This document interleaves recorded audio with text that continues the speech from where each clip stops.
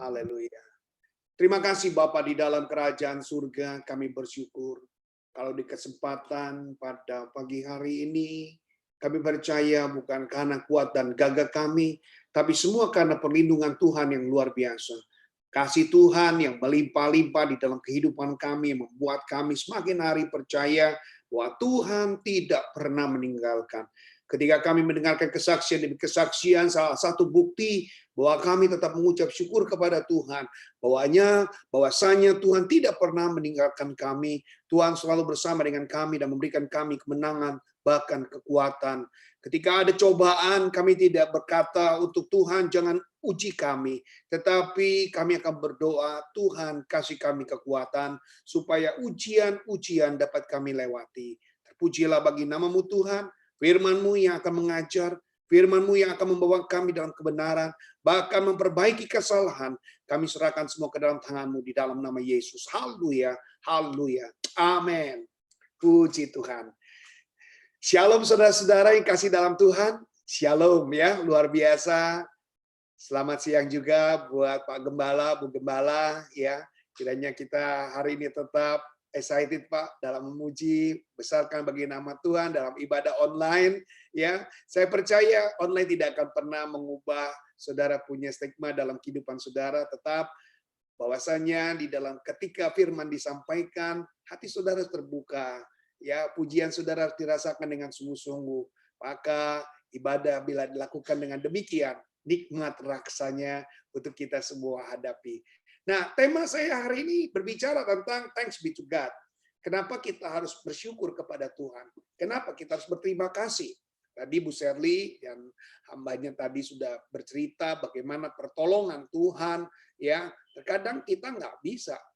Seperti apa yang dikatakan dalam 1 Korintus 2 ayat ke-9, apa yang tidak pernah dilihat, apa yang tidak pernah didengar, apa yang tidak pernah timbul di dalam hati, disediakan Tuhan bagi orang-orang yang percaya dan mengasihi Dia. Saudara-saudara, itulah Tuhan. Dia tidak bisa diduga dengan pola pikir kita. Apapun digambarkan dalam pikiran kita, bahwasanya Allah harus seperti ini, Allah seperti itu, tidak bisa.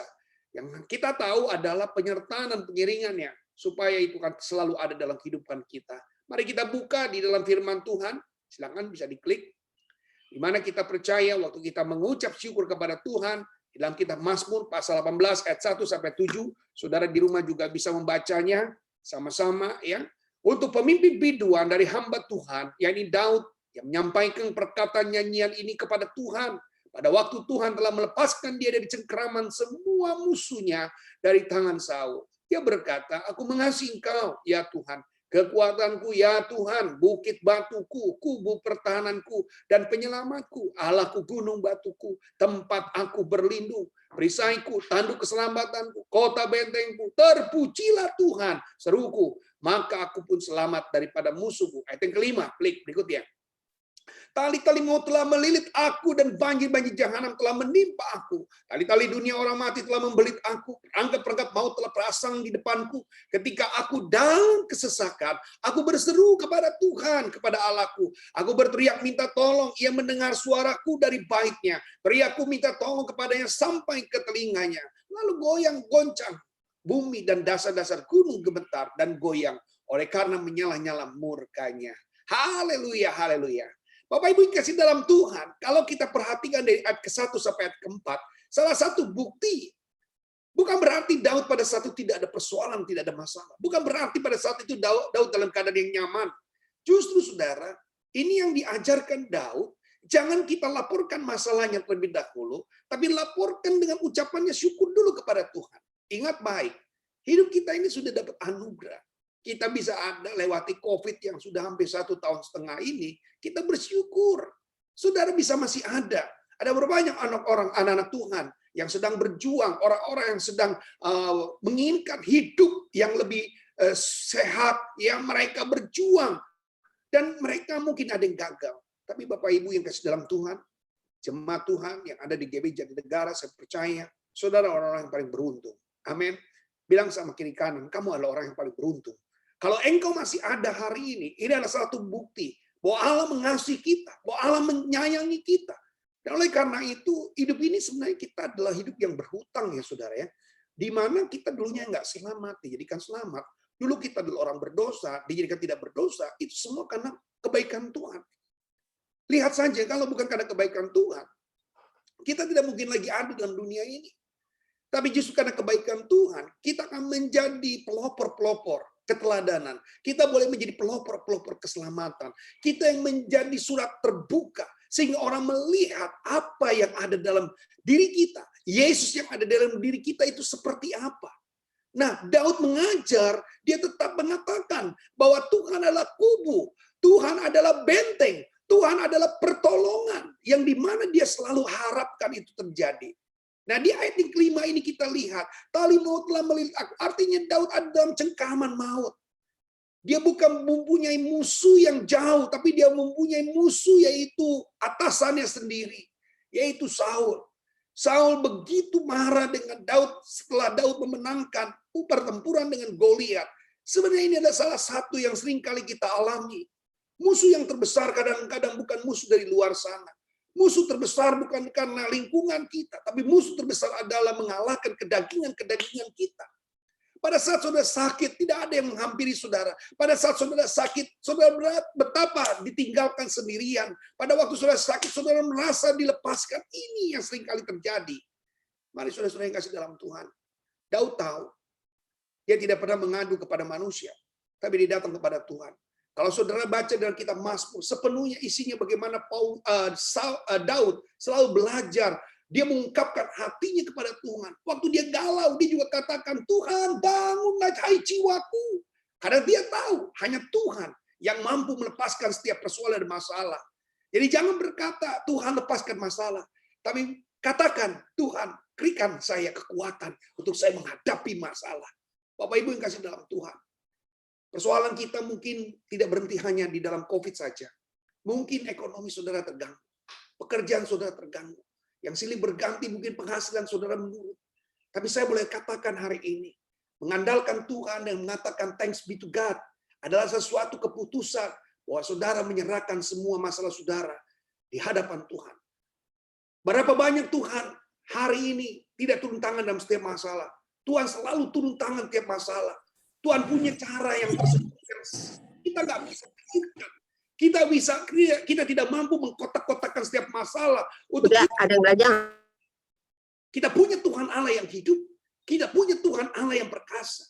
Janjinya yang selalu katakan, kalau sudah dengar dalam kitab Matius 7 ayat 7 katakan, mintalah maka kamu akan diberi, carilah maka kamu akan mendapat, ketuklah maka pintu akan dibukakan bagimu. Disinilah tugas sebagai orang percaya.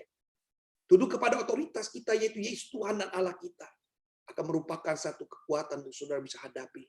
Berikutnya dikatakan di sini, Mazmur mengatakan, klik bisa berikutnya. Nah, saudara lihat, kitab Mazmur sudah tahu apa yang ada pada saat itu. Perayaan puncak keberhasilan Daud sebagai raja karena penyertaan Tuhan. Jadi saya boleh katakan, hidup saudara hari ini bisa ada, itu semua karena penyertaan Tuhan. Saya pun tidak dibuat hari ini sampai hari ini kalau bukan karena penyertaan Tuhan. Tapi kalau saya ada hari ini, itu semua karena penyertaan Tuhan. Lewati hari demi hari, yang silih berganti kita nggak ngerti apa cara yang kita akan hadapi. Tapi semua itu karena penyertaan Tuhan. Klik selanjutnya. Saudara lihat, karakter-karakter yang di dalam diri Saul adalah orang-orang yang aneh sekali. Kepribadian ganda ada dalam kehidupan daripada Saul. Maka saudara lihat, ketika roh Allah ada dalam diri Saul, Saul begitu sayang sekali dengan Daud, sampai dia mengundang Daud sebagai pemain biolanya. Ya, pada saat itu, waktu dia sayang, pemain kecapinya. Tetapi ketika dia sedang tidak ditinggalkan oleh roh Allah, begitu marahnya dia dengan Daud, sampai dia ingin membunuh Daud pada saat itu, saudara. Hari-hari ini banyak orang Kristen yang bipolar. Ketaatannya hanya di dalam gereja. Ketaatannya ketika dia sedang ada di hari Minggu. Senin sampai Sabtu atau Senin sampai Jumat. Kadang-kadang kita tidak seperti orang-orang percaya. Mari Pak Bu tinggalkan. Kepribadian ganda artinya engkau tidak sama dengan apa yang menjadi pribadimu sesungguhnya. Saudara-saudara yang kasih dalam Tuhan, kecenderungan dalam pribadi Saul ini sangat-sangat mengganggu sekali. Bagaimana Tuhan bisa bekerja dengan orang-orang yang punya kepribadian ganda. Yang hanya benar ketika dilihat. Tetapi bagaimana kehidupan kita ketika tidak dilihat orang. Salah satu cara yang untuk kita bisa hadapi, bagaimana saudara-saudara sebagai pribadi yang tetap menjaga pribadi saudara tetap taat dengan Tuhan. Klik berikutnya. Nah, saudara lihat di sini, Perbuatan Saul, karena Saul tidak mentaati Tuhan. Samuel sebagai seorang imam, Samuel sebagai seorang nabi sudah menegur bahwa tatanya akan berlalu kalau kamu nggak taat. Pak Bu, dengar baik. Firman Tuhan selalu mengajar kepada kita tentang kebenaran dan kebenaran. Tetapi ketika kebenaran itu tidak dilaksanakan, kebenaran itu ditanggalkan, kebenaran itu dilupakan, maka saudara akan menjadi orang-orang yang tidak lagi berpihak kepada Allah. Berapa banyak orang-orang seringkali sudah diingatkan Tuhan, sudah mengalami banyak persoalan, tetapi nggak sadar-sadar. Nah sama, tingkat kesadaran Saul ini sangat rendah sekali. Orang-orang Kristen sudah tahu. Di dalam Yakobus 4 ayat 17 katakan, jika seorang tahu bagaimana harus berbuat baik, tetapi dia tidak melakukannya, dia berdosa. Saudara bisa bayangkan, firman Tuhan sudah menyatakan hal seperti itu. Tetapi lagi-lagi manusia suka melanggar. Di sini sama, respon Saul, ia tidak peduli setelah Samuel menegurnya. Jadi jangan salahkan Tuhan, kenapa Saul ditinggalkan roh Allah. Jangan salahkan Tuhan, kenapa kalau roh Allah meninggalkan kehidupan, bahkan memutarbalikkan, termasuk diskors sebagai seorang raja pada saat itu. Karena tingkah laku kita yang tidak pernah mau berubah, yang tidak peduli dengan teguran, yang tidak peduli kepada firman. Mari hari-hari ini jangan sampai kuasa Tuhan lepas dari dalam kehidupan kita ketika kita tidak lagi peduli. Kita tidak meresponi baca Alkitab kita. Kita tidak pernah meresponi bagaimana kita berdoa. Saudara merasa waktu saudara berdoa sudah rasa cukup. Saya sudah berdoa sama Tuhan tapi belum ada jawaban. Saya berdoa kepada Tuhan tapi tidak ada yang terlaksana. Lalu saudara berhenti. Hati-hati, Pak Bu. Signal zaman sekarang ini mulai banyak menggoda hati manusia untuk tidak taat. Sekali lagi, keadaan zaman sekarang ini akan memilah-milah saudara. Musim seleksi ini sudah terjadi. Musim seleksi ini sekarang sudah dimulai. Apakah saudara menjadi pribadi yang taat atau tidak? Saat ini sudah mulai dimulai, saudara. Eliminasi nanti akan terjadi. Orang Kristen yang taat dan orang Kristen yang tidak taat. Maka 5 garis yang bodoh, 5 garis yang pintar pun akan terjadi. Bagaimana orang-orang yang bertahan layak akan mendapatkan berkat daripada Tuhan. Tuhan hari ini sudah menunjukkan beban saudara menjadi berkat. Ketakutan saudara menjadi keberanian. Maka saudara ingat, lakukan apa yang menjadi bagianmu di hadapan Tuhan. Matius 7 ayat 21 katakan, bukan setiap orang yang berseru kepadaku, Tuhan, Tuhan yang akan masuk dalam kerajaan sorga. Tapi mereka yang melakukan kehendak Bapakku. Sudahkah kita melakukan kehendak Bapa? Hari-hari ini kehendak Bapa mulai menurun. Statistik orang mengandalkan Tuhan sudah mulai menurun. Saudara dan saya jangan pernah melakukan hal seperti itu. Kita dekat dengan Tuhan, peduli dengan apa yang Tuhan punya mau. Bukan apa yang kita mau. Klik selanjutnya. Saudara-saudara lihat. Nah kalau di sini, Daud telah diurapi telah menjadi Raja Israel menggantikan Saul yang sudah dipecat karena ketidakpedulian. Ketidakpedulian itu mengakibatkan ada vonis, ada reward. Ketika saudara taat, maka reward akan saudara terima. Tetapi ketika saudara tidak taat, maka vonis atau hukuman akan mendapatkan dan saudara akan terima.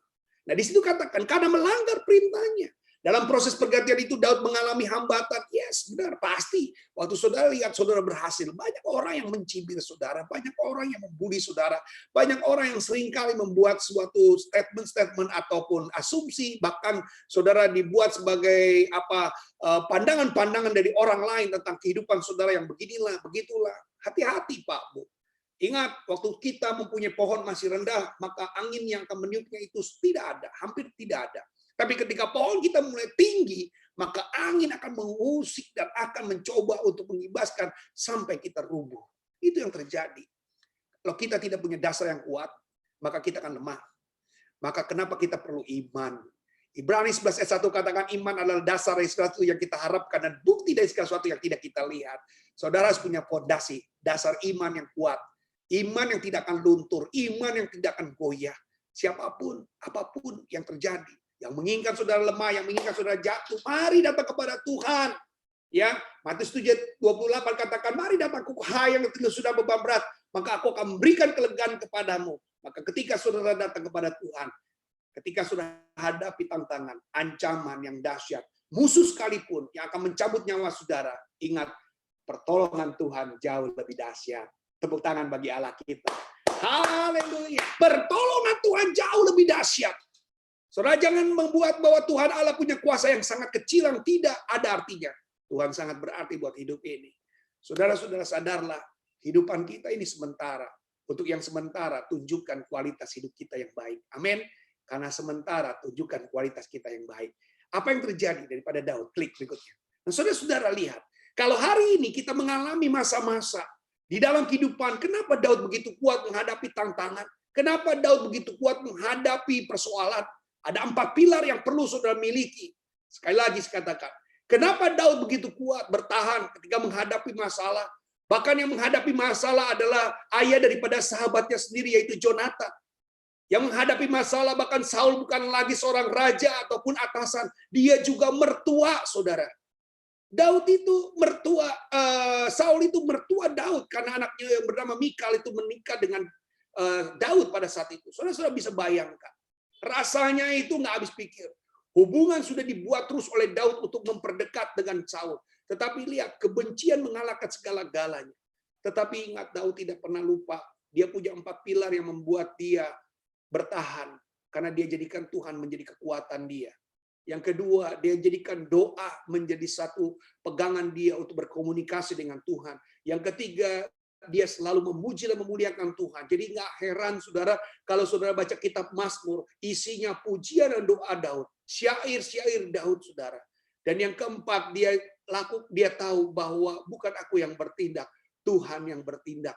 Kalau 4 pilar ini tetap bertahan dalam kehidupan Bapak Ibu, kalau 4 pilar ini tetap menjadi satu solusi dalam kehidupan kita, saya percaya saudara tidak akan pernah gagal. Amin. Saudara tidak akan pernah takut. Saudara tidak akan pernah kecewa. Kenapa? Karena saudara mengandalkan Tuhan dalam kehidupan saudara.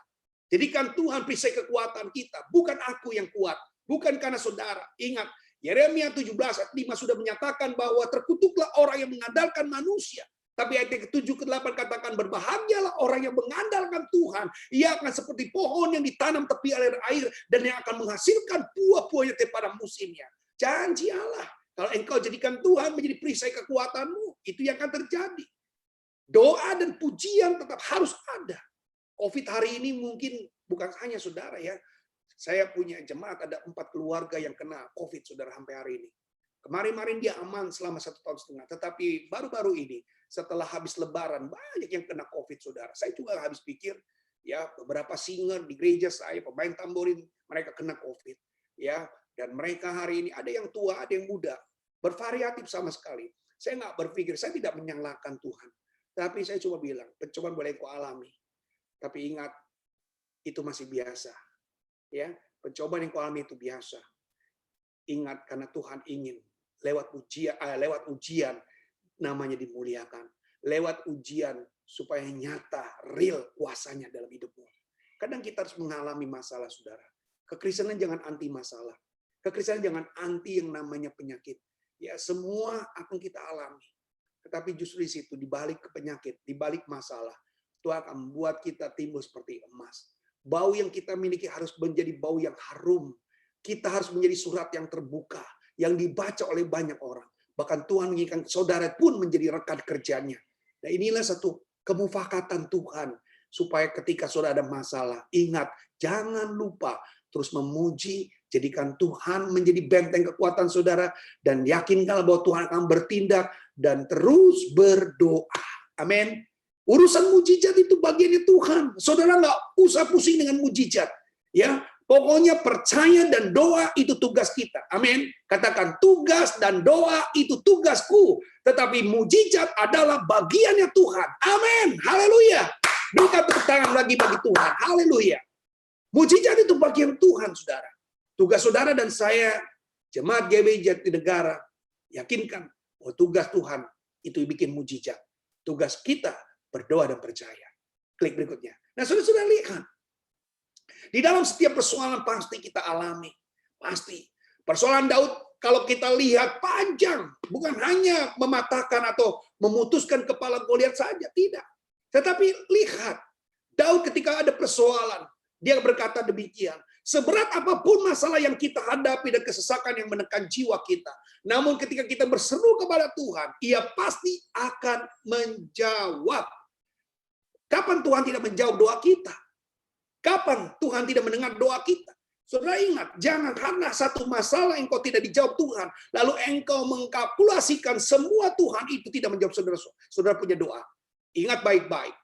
Banyak doa-doa yang Tuhan sudah jawab dari masalahmu. Tapi jangan karena ada satu hal yang tidak dijawab, lalu engkau marah sama Tuhan. Engkau tidak berhak untuk marah dengan Tuhan. Engkau tidak punya hak untuk benci dengan Tuhan. Karena ketika engkau berdoa tidak terjawab. Ingat baik-baik, ada jawaban-jawaban Tuhan yang sudah banyak di belakangmu yang sudah terjadi. Ada banyak jawaban-jawaban Tuhan sudah dilakukan sebelum apa yang kau alami saat sekarang ini. Maka bersyukur saudara. Jangan sampai karena satu masalah engkau marah sama Tuhan. Jangan sampai baru karena satu masalah. Orang yang pernah ditinggalkan, saya udah yatim piatu, ya, cihu saya, kakak saya sudah ada yang meninggal. Dan saya kadang-kadang berdoa sama Tuhan. Bukan berarti saya doanya itu nggak ada artinya apa-apa. Saya berdoa sama Tuhan, Tuhan, saya minta tolong kalau Tuhan kasih izin untuk hidup, atau izinkan dia hidup atau sembuh, izinkan dia Tuhan. Tetapi kalau Tuhan tidak izinkan dia sembuh, ya kehendak mulai yang jadi. Saya nggak pernah marah sama Tuhan. Saya tahu hidup ini adalah kesempatan. Hidup ini sementara. Tuhan nggak menjanjikan. Bahkan firman-Nya katakan 70 sampai 80. Berkesudahan dan sisanya adalah sakit penyakit dan penderitaan. Untung kalau sudah mencapai usia tua, bersyukur sama Tuhan. Saudara tidak punya hak. Ada satu ilustrasi begini. Suatu ketika saya mungkin pergi dia, saya bilang sama Pak Wayan, tolong ya Pak Wayan, saya mau pergi ya. Kemudian tolong ya Pak Wayan, ini saya tinggalkan kunci rumah saya. Nah di rumah saya ini udah tersedia makanan untuk 6 bulan Pak. Bapak nggak usah belanja, pokoknya makanan ini semua makanan kaleng, makanan frozen semua udah saya siapin. Bahkan sopir pun saya kasih buat Bapak. Bensin juga udah isi full tiap minggu kalau Bapak mau pergi kemana-mana. Wah Pak Wayan apa nggak bangga? Pak Wayan pasti bilang kamsia. Ya Pak Wayan pasti bilang sie Pak Yoel sie ya semuanya. Sampai saya bilang Pak buat uang pulsa 500.000 Pak per minggu. Waduh apa yang nggak hebat? Nah tiba-tiba itu bukan rumah Pak Wayan ya. Pak Wayan hanya saya izinkan untuk tinggal di rumah saya karena saya mau pergi. Setelah saya kembali, Pak Wayan berhak nggak marah untuk rumah itu saya tinggalkan, saya ambil lagi? Enggak. Pak Wayan nggak punya hak marah. Justru dia berterima kasih karena sudah menikmati apa yang diberikan oleh saya. Ya, mungkin Pak Wayan bilang, Pak Yoel kalau bisa lamaan lagi deh Pak. Begitu pasti. Ya, Pak Wayan kan bilang, Pak Yoel kalau bisa lamaan lagi 2 tahun deh Pak. Nggak apa-apa deh Pak. Saya siap jagain rumah Bapak. Nah saudara-saudara, hidup kita ini kan pemberian Tuhan. Hidup ini kan milik Tuhan. Siapa yang bilang hidup ini milik saudara sendiri? Kalau milik saudara sendiri, lahirnya matinya saudara tahu. Karena bukan milik saudara, lahir saudara, mati saudara, saudara tidak tahu. Berarti milik siapa? Milik Tuhan. Nah waktu Tuhan mengambil hidup kita, berhak nggak marah? Nggak berhak. Sama seperti tadi rumah yang saya titipkan dengan Pak Wayan. Pak Wayan nggak pernah mengakui bahwa rumah itu rumah dia, karena dia saya kasih tinggal. Tapi untuk menikmati seluruh isinya, untuk dia bisa ini, bisa itu, dia dikasih. Tapi pada waktu saya kembali, saya ambil punya saya, Pak Wayan nggak boleh marah. Loh, bukan punya kamu. Sama hidup saya, hidup saudara ini milik Tuhan. Siapa yang mengatakan hari ini? Siapa pendeta-pendeta yang berani mengatakan, halo hidup ini adalah milikmu sendiri? Hidup ini miliknya Tuhan. Oleh karena itu mati hidup, engkau nggak ada yang tahu. Jadi ketika Tuhan ambil pulang, engkau dikembalikan, ditarik, engkau meninggal, nggak ada yang boleh marah-marah, Pak. Nggak boleh marah. Saya lihat ada orang yang seringkali pukul-pukul peti, bahkan mau masuk ke liang kubur. Ya, coba kalau saudara masuk ke liang kubur, dibiarin lalu kita kubur, dia pasti lari, saudara. Ya, kadang-kadang sugesti aja hal itu terjadi. Saudara tidak boleh marah. Ingat, ia pasti akan menjawab seruan anak-anaknya dan menolong dia. Itu bagiannya Tuhan. Jangan karena satu masalah tidak dijawab Tuhan, lalu engkau marah. Amin. Amin. Ya, bilang kiri kanan. Kok kenal banget tuh orang. Haleluya. Ya, klik berikutnya. Apakah saudara lihat, kalau saudara ikut rencana Tuhan, indah rencana Tuhan. Tapi kalau saudara ikut bagiannya iblis, lihat. Kenapa kita nggak bisa mengucap syukur? Kenapa kita nggak bisa bilang thanks be to God? Karena rencana iblis yang selalu kita jalankan. Tapi saya boleh kasih tahu hari ini. Kalau rencana iblis, dunia dan daging kita akan selalu berusaha menghilangkan keselamatan kita. Ingat, ketika engkau tidak mau berdoa lagi, ketika engkau tidak lagi mau baca Alkitab, ketika engkau malas ibadah, bahkan Zoom aja nggak ngikut, bahkan Zoom saja saudara meninggalkan. Lihat loh, apa saja sudah online. Ibadah online, Doa online, semua online. Hati-hati, saya takut surganya juga surga online. Kalau saudara tidak memperbaiki hidup saudara, pasti saudara nggak ada yang mau surga online. Dan kalau saudara sudah mulai meninggalkan, menjauhi ibadah saudara dan tidak suka ikut dalam ibadah, hati-hati. Daging kita akan berkuasa untuk menghilangkan keselamatan kita. Lalu yang ada ketakutan, kekhawatiran, ragu, dan bimbang. Kalau saudara masih ada dalam bagian situ, tinggalkan. Amin. Saya cuma kasih saran ketika saudara ada dalam bagian itu, tinggalkan. Katakan amin. Dan yang kedua dikatakan, kalau kita ikut rencana Tuhan, lihat, tetap selamat, tidak binasa, beroleh hidup kekal, dan beroleh selamat. Pak, Bu, saya tanya, saudara pilih yang abu-abu atau yang merah? Saya pilih yang merah. Kenapa? Karena saya mau hidup kekal. Orang Kristen itu matinya 1 kali, hidupnya 2 kali. Tapi kalau orang yang nggak percaya, matinya 2 kali, hidupnya cuma 1 kali. Saudara pasti memilih bagaimana kita akan ada bersama-sama, memimpin bersama dengan Tuhan. Itu yang saya mau, itu yang saya rindukan. Klik berikutnya. Nah, saudara yang kasih dalam Tuhan. Propaganda iblis itu hebat sekali. Dia gunakan dunia, daging, bahkan pribadi kita. Silih berganti, ini terus-terusan.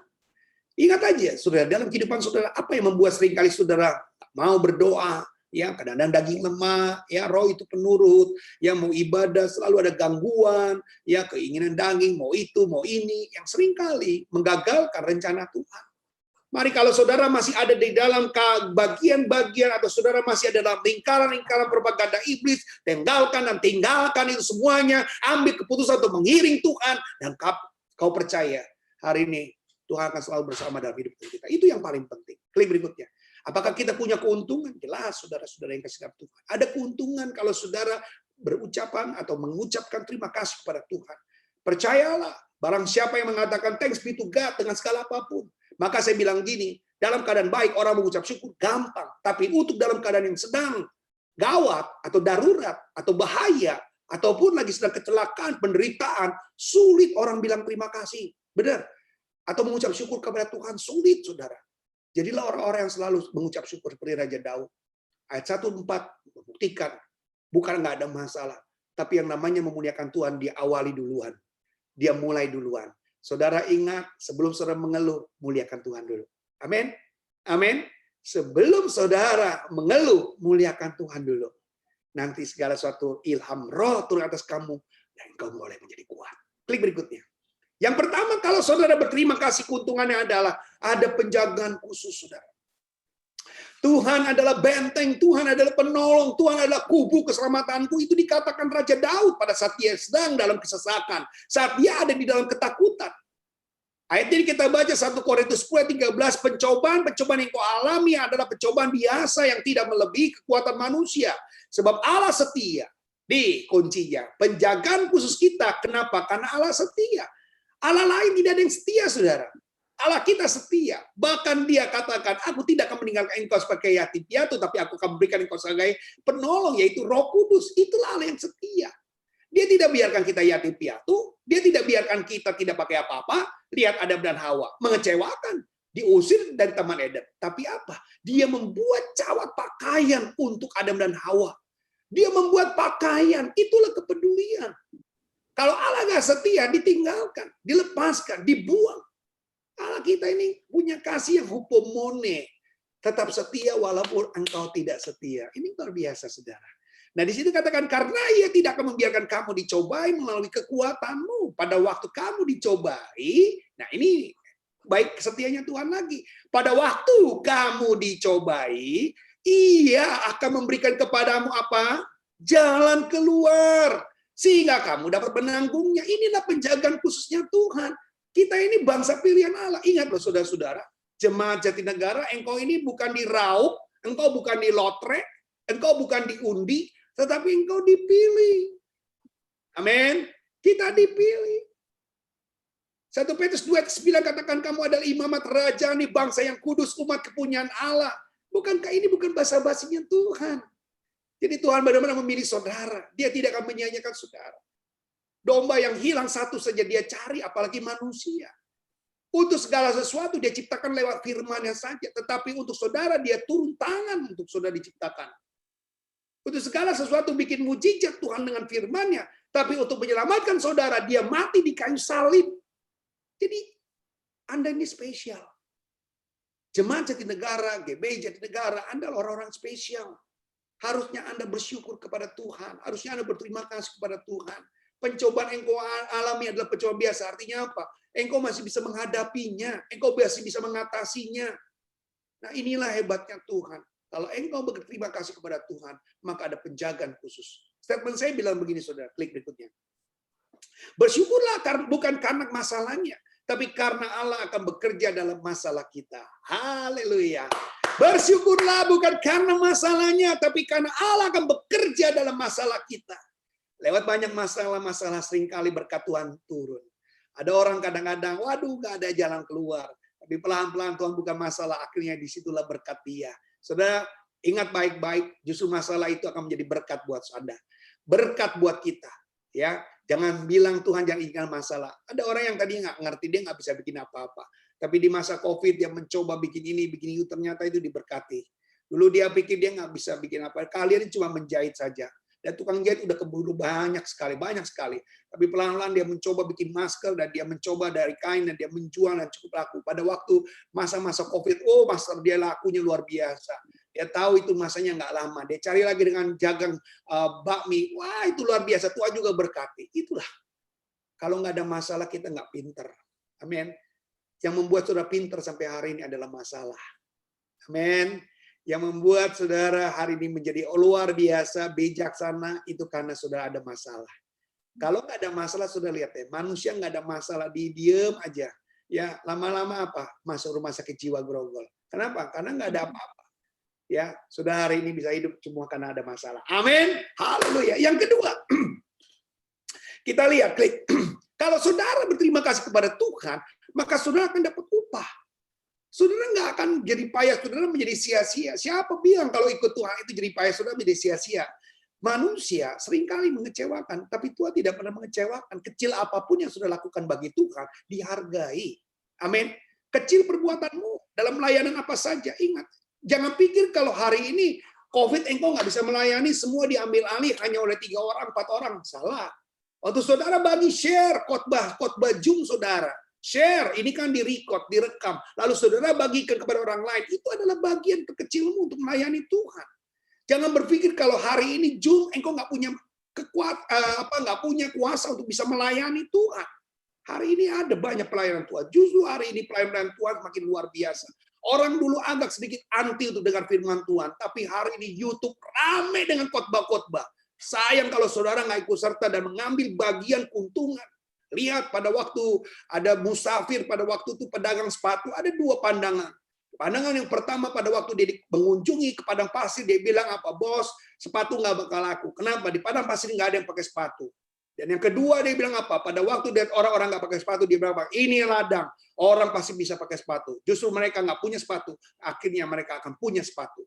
Ada banyak pandangan. Saudara-saudara ingat, kalau hari ini COVID ini membuat pelayanan menjadi berhenti, ingat, saudara akan menjadi 10 orang pengintai yang gagal.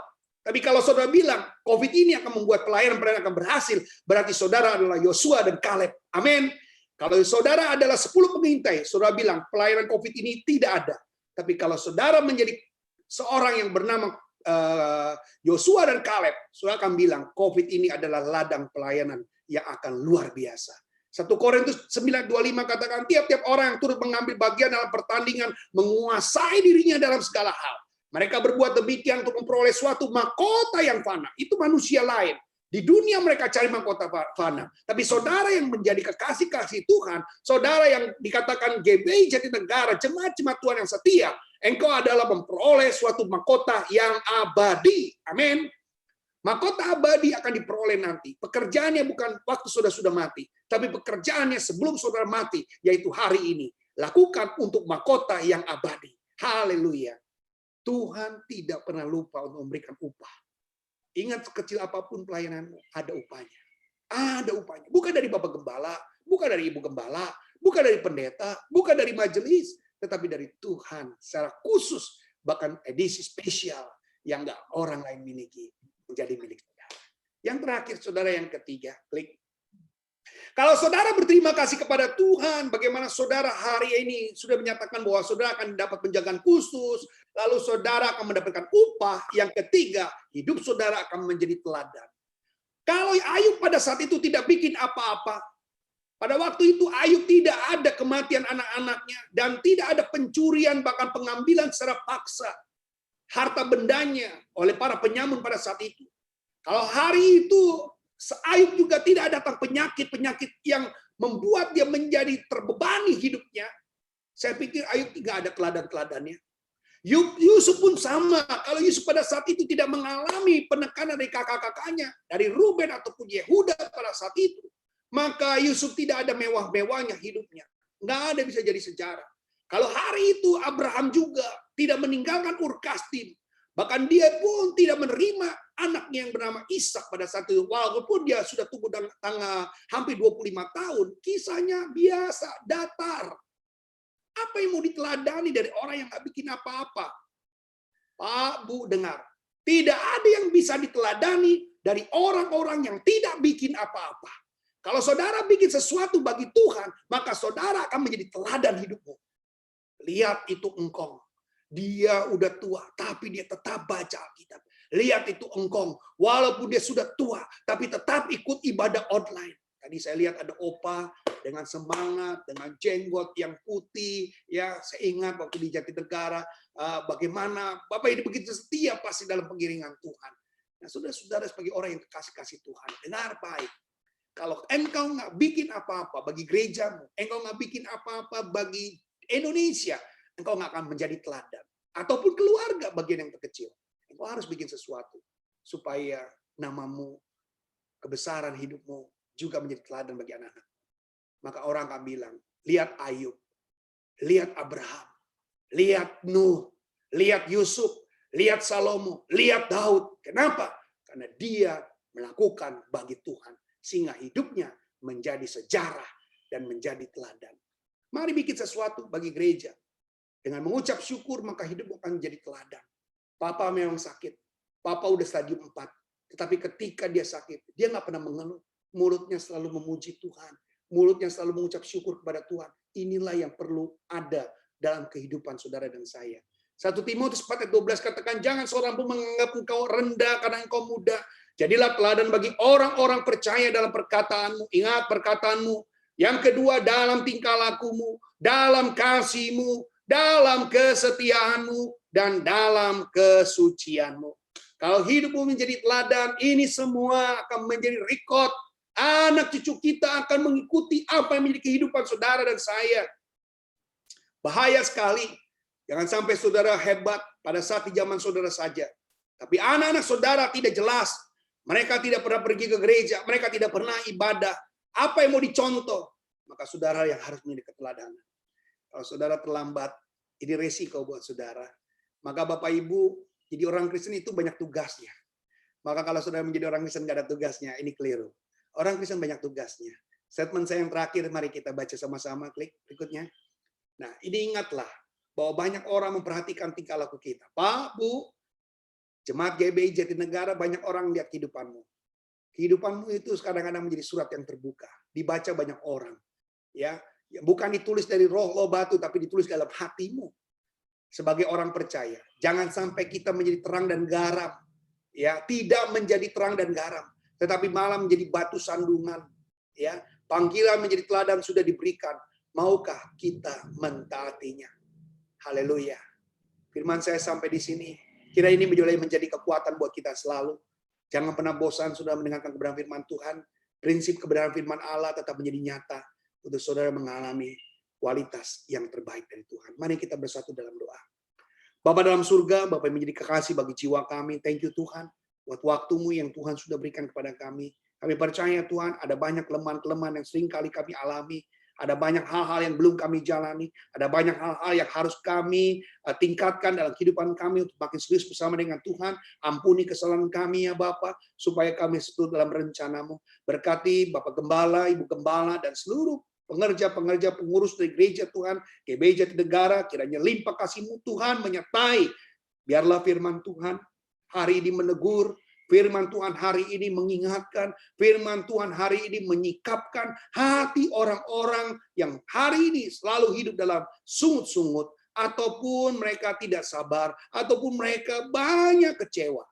Ampuni mereka Tuhan. Kami percaya firman Tuhan memperbaiki kesalahan untuk membawa orang hidup dalam kebenaran pasti terjadi. Terpujilah bagi namamu ya Aba ya Bapa. Hanya di dalam nama Yesus. Di dalam nama Yesus saya mau berubah, dan perubahan itu nyata. Perubahan itu nyata. Keterbukaan adalah awal dari pemulihan. Dalam nama Yesus hamba berdoa. Haleluya. Amin. Terima kasih, Tuhan berkati. Shalom Pak.